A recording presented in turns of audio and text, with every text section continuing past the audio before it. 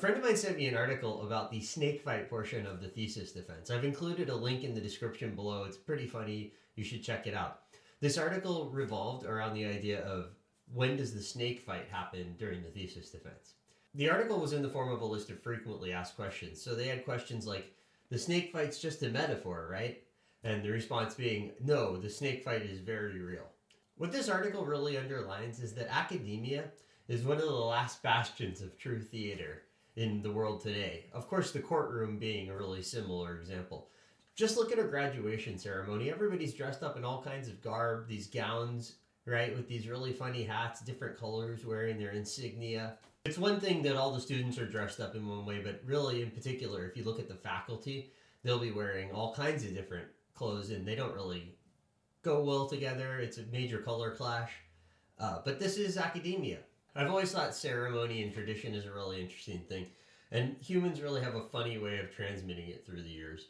But it's these kind of tenets, this active theater that really causes it to persist, I think, as an idea, as a meme throughout the years from generation to generation. But within academia, you're doing a thesis defense for a PhD, maybe for a master's, and there is a good deal of ceremony that's associated with it. Now, some faculty take it more seriously than others, but ultimately I'm here to tell you that the thesis defense is really more of a formality. And perhaps even more interestingly, as far as I know, there's no official guide to conducting this defense. It's the type of theatricality that's passed down from generation to generation. And so really they're winging it just as much as you are. Especially when you look at younger faculty who are just getting into it. You know, it's important when you select your committee to make sure you don't only select younger faculty. You want to have a mix of experience in there. And these younger faculty will actually not only be learning on the fly from you and from, their own work, they're going to also be learning from the older faculty members, the more senior faculty members on the committee. So the first time they go into one of these thesis defenses, they may not even know what it's supposed to be like, and they'll kind of just follow the lead of the more senior faculty members who have done this before. Now, a lot of people are scared, nervous, anxious going into a thesis defense, but I'm going to tell you that there's really no reason to be scared.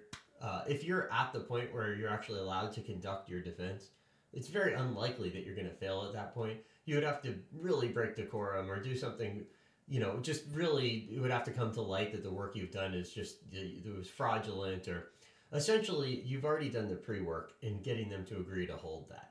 Going through a PhD or even a master's with the thesis option, there's a set of milestones that you're going to have to go through. And the defense is really like the last one, essentially, besides, receiving the degree in person. So while I think it is possible to fail a defense, I've never actually heard a story of anyone failing.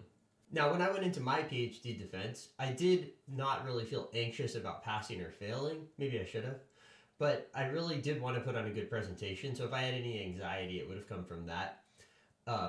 There are people sitting there, they're watching it, and these things can go on. It can be 45 minutes, an hour long, maybe even longer. And so I wanted to make sure it was interesting and engaging. And, I don't know how close I got to hitting the mark on those, but nobody fell asleep during it. So I felt like that was a good, positive outcome. So the defense is something you should, look forward to. It'll be fun. One thing, people typically bring food. Your committee may feel like they can't accept it because they don't want to have some reciprocity, but you're going to want to probably invite your friends, other people from the department, graduate students will come, they want to see your work, and they'll be excited to eat your food, no question about it. So think of it as kind of like a party, a fun opportunity to get together. Everybody's really got their heads down for most of the day, for the most part, in graduate school. So the defense is kind of a break from that. A nice little 1-2 hour break is how a lot of people will view it, a lot of graduate students. But just because you're not likely to fail this thing, it doesn't mean that it's not going to feel like you're going to fail. And that's part of the formality, that's part of the tradition. First it's going to start with like a presentation section, maybe 30 minutes to an hour, depending. And of course, shorter is always better. So it's really important that you communicate the key findings, the actual key impact of what you've done. And to the extent that you can avoid details, that is probably going to play better in your benefit. And, you got a bunch of people watching. You could have 20 people sitting there. So if you can do it in half the time, you're going to save everybody some time. So it's kind of a win-win.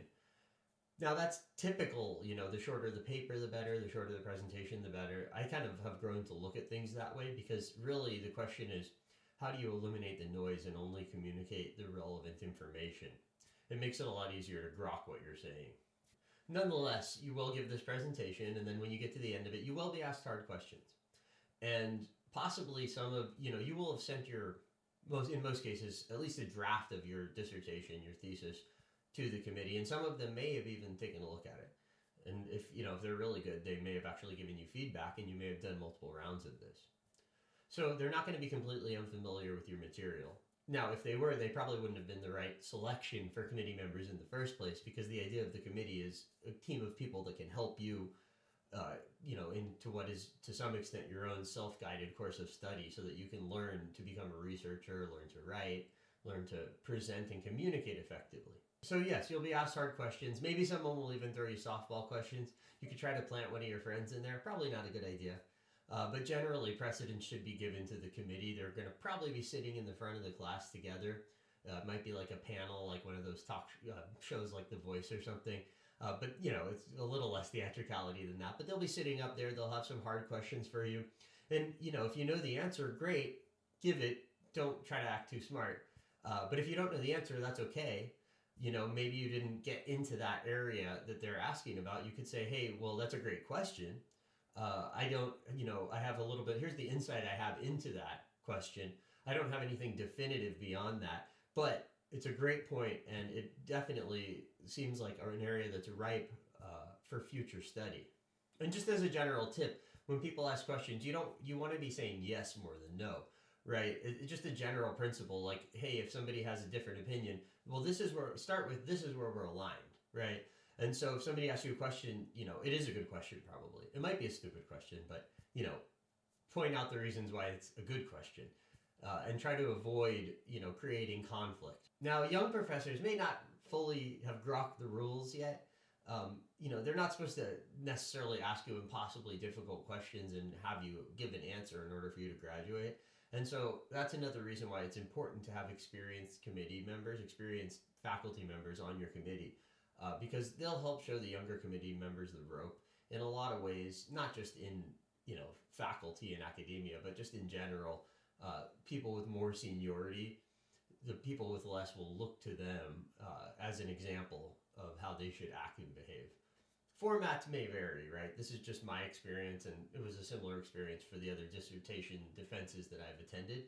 But what's typically going to happen is after you give your presentation, you're asked some questions. The committee is typically going to ask everyone to leave, and that's probably including you. And then they're going to make you stand out front, and you're going to be nervous. You're going to be thinking, maybe they didn't like it. Maybe I'm not going to graduate. And this is part of the ritual. And at some point, again, your mileage may vary, but at some point, after, who knows, it could be 5 minutes, it could be 30 minutes. I've seen it vary. They're going to call you in alone, and they're going to call you into the back room. And this, I think, is what, if anything, I mentioned the snake fight portion of the thesis defense. This is going to be the snake fight. This is when they bring you back and they try to shake your confidence. Like, we didn't necessarily agree with this. You may be wrong about this, and they're going to try to shake your confidence. Your advisor is probably going to have your back because it doesn't look good if you don't graduate. But they're going to try to shake you, and you're going to have to kind of go through this humbling process where you consider their ideas openly and talk through them with them. But ultimately, they are going to let you graduate, unless you really screwed up badly or somebody realized that there's just an irreconcilable error in your work. I mean, again, I've never heard of such a situation happening, but I suppose it could be possible. So yes, this is when they're going to make you fight the snake. So some tips for fighting the snake, play along, act concerned, right? Don't tell them you saw this video and you know what they're trying to do, right? Don't pull the curtain off of it's a magic trick, right? Don't try to reveal how the trick works. This is theater, so just play along, act concerned, take their concerns and questions and comments seriously, and be open to pursuing future research to address the shortcomings of whatever work you did do. Just another thought to give you some reassurance. It doesn't look good if you fail, right? The university doesn't want to have a high fail rate. It means if that happens, sure, it is a reflection on you to some extent, but it's probably more of a reflection, like a high fail rate overall is probably more of a reflection on the processes and faculty in place at the university. And so if you have a committee, and if as a committee member, the students you're working with are failing, then you're not doing a very good job as a committee member. So probably all of the feedback that, is a deal breaker is going to come to you in meetings, one-on-ones, and so on through emails before you actually even are allowed to schedule your thesis defense. So like I said, if you got to this point, congratulations, you're pretty much going to graduate. Okay, so after fighting the snake for long enough, they'll eventually concede and agree, okay, you're going to graduate. And at that point, they'll sign off probably, and you might have to follow up with the final version of your dissertation and get go around from their office to office getting them to sign off. But ultimately, once they've agreed and you've successfully defended your thesis, then they're probably going to call you doctor. You might be able to get away with calling yourself that. Technically, you haven't graduated, but that's just a piece of paper. I think one of the most significant things about getting through this milestone is that there is a good deal of uncertainty in general in the PhD program, even in a thesis-based master's program, but a lot more in a PhD program. And so when you get past this, you've really cut out the uncertainty, just by an order of magnitude. So you should be at this point feeling pretty good and thinking about what you're going to be doing next without having this kind of cloud hanging over your head of, oh, I don't know what's next. Am I going to graduate? Okay, so that's the secrets of the PhD defense revealed. This is the backroom theatricality, the secret ceremony that they don't really want you to know about. Like I said, once you've demystified it, it's a lot less frightening. So I hope this video helps you clear your nerves going into a PhD defense, or maybe just gives you a little more insight overall into how theatricality and tradition play a role. Maybe I would say an outsized role in academia in general. Thanks for watching, and I'll see you next time.